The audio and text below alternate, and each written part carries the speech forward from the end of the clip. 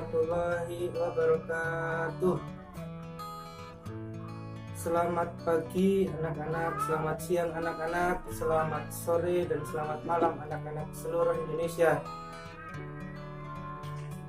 Alhamdulillahirrahmanirrahim, pada kesempatan hari ini kita masih dipertemukan walaupun via online atau via daring.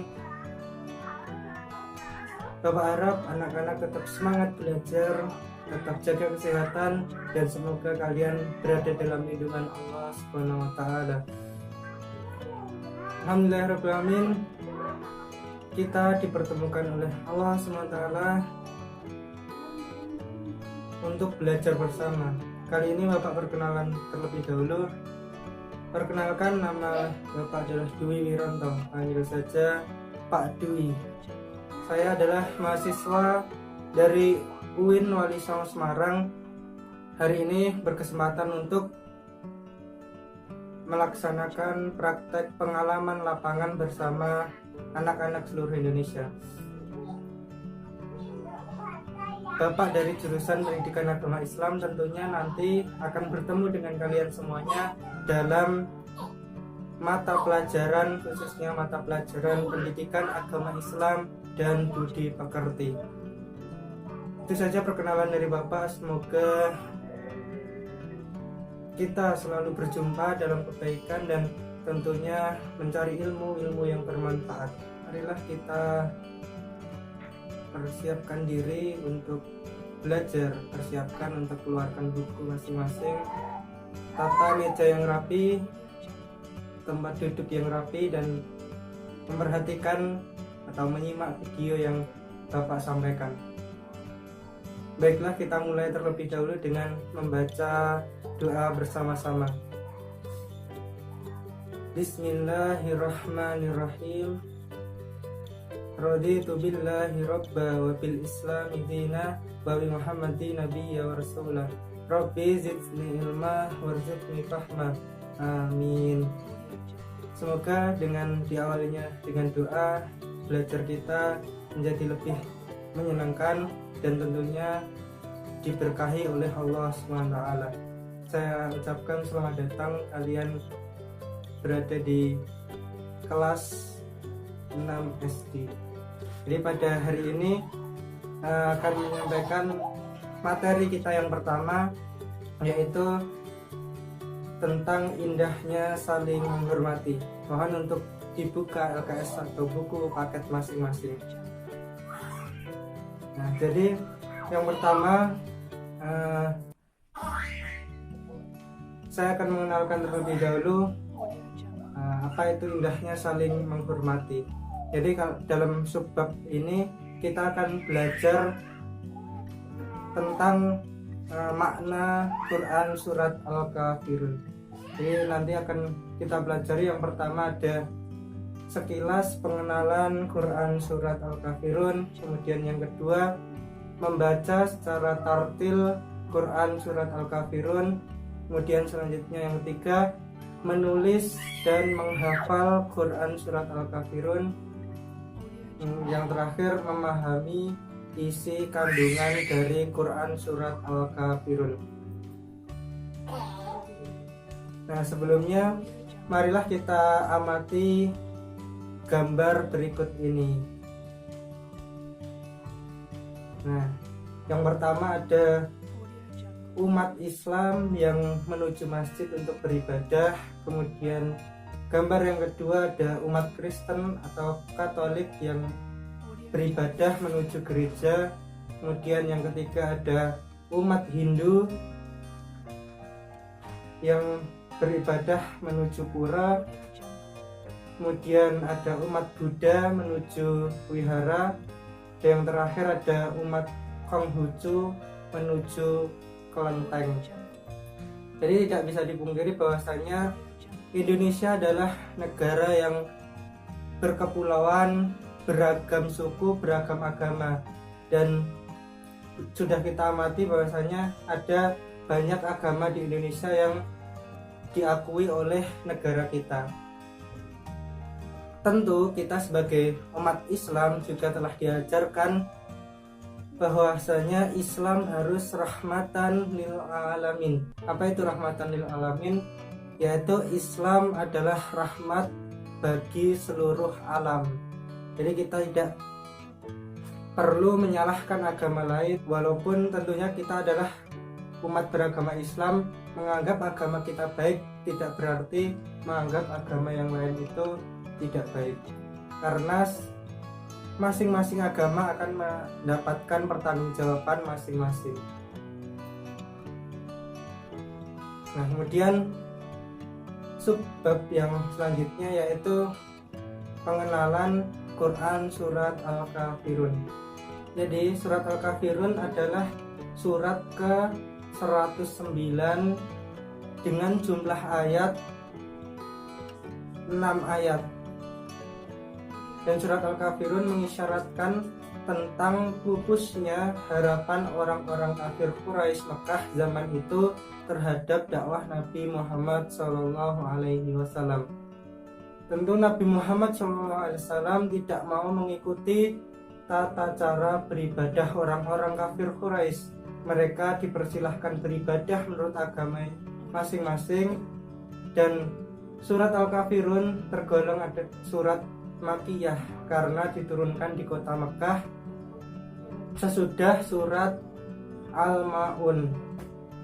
Dinamai Al-Kafirun berarti orang-orang kafir, diambil dari perkataan Al-Kafirun yang terdapat pada ayat pertama Quran surat ini. Selanjutnya marilah kita buka surat Al-Quran surat Al-Kafirun dan kita berbaca bersama-sama dengan tartil. Marilah kita baca Quran surat Al-Kafirun diawali dengan ta'awudz kemudian basmalah. Marilah kita baca bersama-sama. A'udzu billahi minasy syaithanir rajim. Bismillahirrahmanirrahim.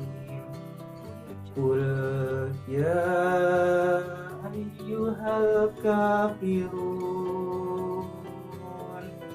la a'budu ma ta'budun wala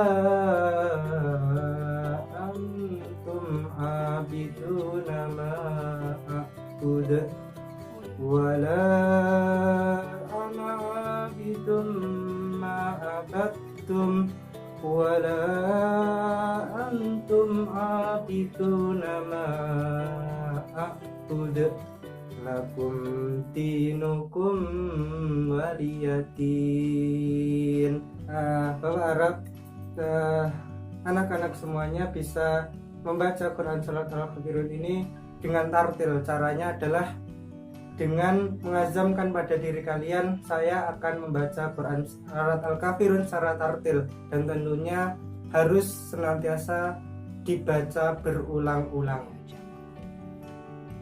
Baiklah anak-anakku semuanya, setelah kita tadi mempelajari pengenalan Quran surat Al-Kafirun, tentang turunnya di mana, mungkin ada berapa ayat dan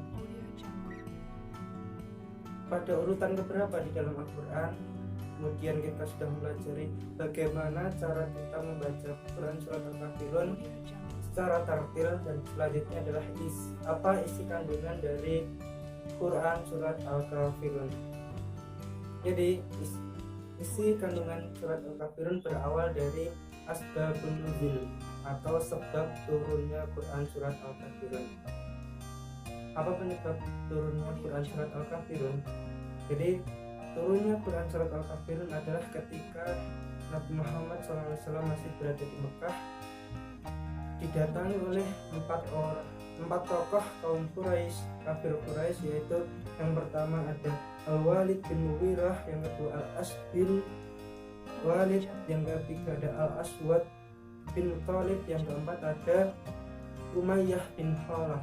Jadi empat tokoh ini mendatangi Rasulullah untuk memberhentikan Rasulullah agar tidak melanjutkan dakwahnya Islam dengan cara mereka menawarkan harta, tahta, bahkan wanita agar Rasulullah berhenti mengajarkan Islam. Bahkan para kaum kafir Quraisy mengajak Nabi Muhammad SAW untuk berganti-ganti agama dengan mereka. Nah, setelah ini turunlah Quran surat Al-Kafirun. Jadi surat Al-Kafirun ini menegaskan kepada kita, menegaskan kepada Nabi Muhammad bahwasanya sebagai umat Islam ini tidak ada yang namanya mencampur adukan agama. Dalam Quran surat Al-Kafirun ayat terakhir, ayat ke-6 sudah jelas, lakum dinukum waliyadin. Jadi ditegaskan di situ bahwasanya umat Islam memiliki agama sendiri dan umat yang lain memiliki agama sendiri. Bagimu agamamu dan bagiku agamaku. Lalu apa hikmah dari kita mempelajari Quran surat Al-Kafirun? Nah, mau tahu kan? Simak jawabannya.